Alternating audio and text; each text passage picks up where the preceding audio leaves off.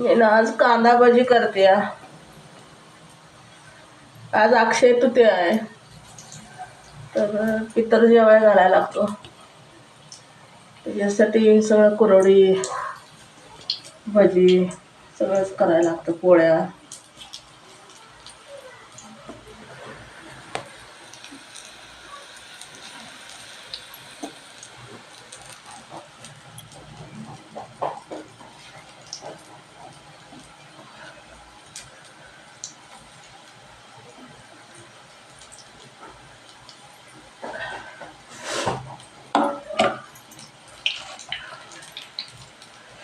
कशी वाटली?